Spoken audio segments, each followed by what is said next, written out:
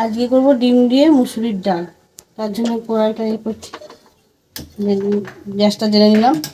ডালটা সেদ্ধ করে রেখে দিয়েছি। পেঁয়াজ রসুন কেটে দিয়েছি, আর এই যে ডিম আছে, দুটো ডিম দেবো।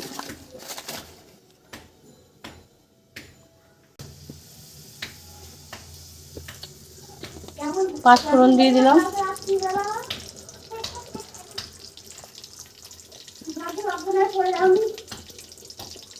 লঙ্কা দিয়ে দিচ্ছি দুটো,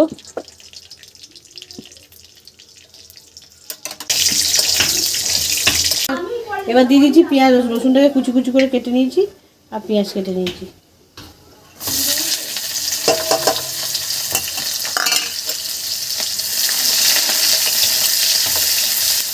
নুন দিয়ে দিলাম, এবার দিয়ে দেবো ডিম।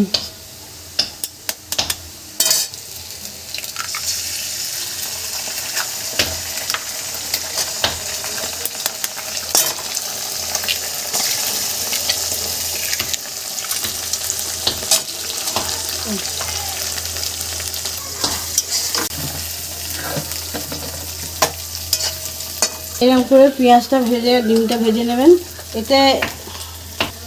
এতে আপনি সব সবজি দিয়েও তাড়াতাড়ি করতে পারেন, তাড়াতাড়ি থাকলে শর্টকাটে রান্না হয়ে যাবে। দিয়ে সব দিয়ে ডিম দিয়ে ডাল দিয়ে কষিয়ে দেবেন। আজকে তাড়াতাড়ি আছে বলে এই শর্টকাটে রান্না করে ফেলছি। দিয়ে দিলাম এর মধ্যে,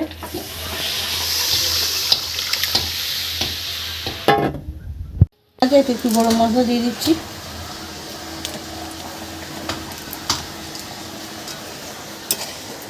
একটু কাঁচা সরষের তেল দিয়ে দিচ্ছি,